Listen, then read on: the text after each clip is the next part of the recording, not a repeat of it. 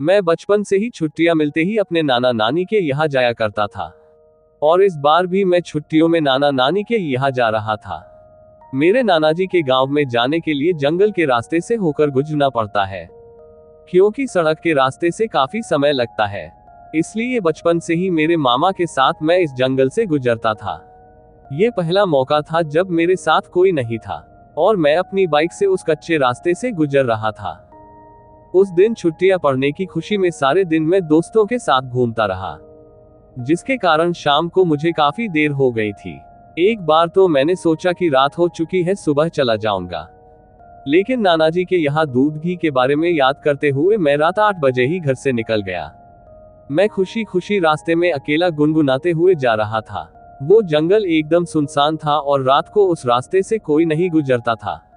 लेकिन गांव पहुंचने की जल्दबाजी के कारण मुझे इन बातों से कोई मतलब नहीं था।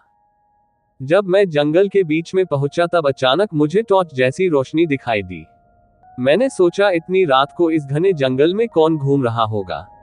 मैं जैसे जैसे आगे बढ़ रहा था उसकी रोशनी बढ़ती जा रही थी। तभी मुझे धोती कुर्ता पहने हुए एक आदमी नजर आया, जो गाड़ी को रोकने के लिए हाथ का इशारा कर रहा था। मैंने पहले तो गाड़ी नहीं रोकने की सोची, क्योंकि मुझे लगा कि कोई चोर लुटेरा होगा। लेकिन जब फिर मैंने सोचा शायद कोई जंगल में भटक गया होगा, तो आखिरकार मैंने गाड़ी रोक दी। मैंने उससे पूछा कहाँ जाना है। वो आदमी बोला कुछ नहीं, बस उंगली से मेरे नानाजी की गांव की तरफ इशारा कर दिया। मैंने कहा ठीक है, बैठ जाओ, मैं भी उधर ही जा रहा हूँ। वो मेरे बाइक के पीछे बैठ गया और मैंने बाइक शुरू कर दी। थोड़ी देर बाइक चलाने के बाद अचानक मेरे बाइक की स्पीड कम हो गई। मैं जोर से रेस दे रहा था, फिर भी बाइक 20 की स्पीड से ज्यादा नहीं चल रही थी। मैंने सोचा कि अगर ऐसे बाइक चली तो गांव पहुंचते तो आधी रात हो जाएगी और इस जंगल में कोई मैकेनिक भी कहाँ मिलेगा। अब गांव तो पहुंचना ही था, इसलिए धीरे धीरे ही बाइक चला रहा था। अब मैंने पीछे बैठे आदमी से फिर बात करने की कोशिश की, लेकिन वो बस आहू कर रहा था। उसने मुंह पर गमछा बांध रखा था, जिससे उसका चेहरा साफ नहीं दिख रहा था। थोड़ी देर बाद अचानक मेरे बाइक की स्पीड बढ़कर 80 हो गई और रेस कम करने पर भी कम नहीं हो रही थी। अचानक से मेरे पीछे बैठे आदमी का गमछा हवा में उड़ गया और जब मैंने कांच में उसका चेहरा देखा तो मेरे होश उड़ गए। उसका चेहरा एकदम नीला था और उसकी आंखें एकदम सफेद थी। कांच में देखते ही मेरा पूरा शरीर कांपने लग गया और बाइक से मेरा संतुलन गड़बड़ा गया, जिससे मेरी बाइक नीचे गिर गई और मैं दूर तक घसीटता चला गया। मेरे पैरों में चोट आई थी, लेकिन मैंने चोट की परवाह किए बिना भागना शुरू कर दिया। मुझे थोड़ी दूर पर ही गांव की रोशनी नजर आ रही थी। मैंने भागते हुए जब पीछे देखा तो वो आदमी मेरे पीछे आ रहा था और भयंकर धूल उड़ रही थी, जिससे मुझे अपने पीछे का साफ दिखाई नहीं दे रहा था। फिर भी मैं भाग रहा था। अचानक उस धूल के बीच मुझे ऐसा महसूस हुआ जैसे कि उसने मेरा गला पकड़ लिया और मुझे घुटन होने लगी।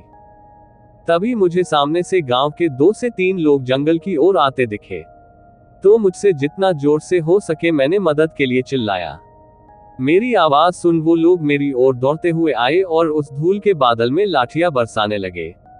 उनकी कुछ लाठियां मुझे भी लगी, लेकिन वो भूत भाग गया था। अब वो मुझे तुरंत नानाजी के घर पर लेकर गए और उन लोगों ने बताया कि वो जंगल के पास ही अपने खेतों में रात की रखवाली कर रहे थे, इसलिए उन्होंने मेरी आवाज सुन ली, वरना आज तो भगवान ही मालिक था।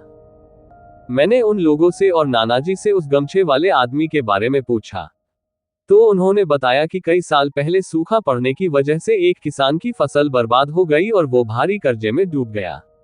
इसी वजह से उसने जंगल में जाकर अपने गमछे से खुद को फांसी लगाकर आत्महत्या कर ली।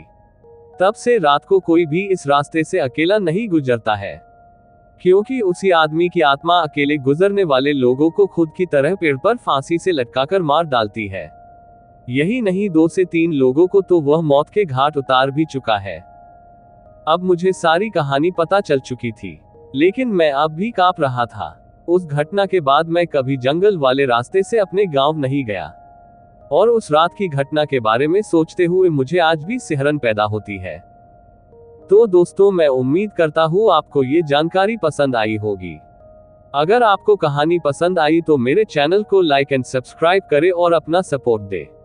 मेरे चैनल पर और भी इंटरेस्टिंग कहानियां और जानकारियां आपको मिलेंगी। तो सब्सक्राइब करें और कहानियां एंजॉय करें। जय श्री राम।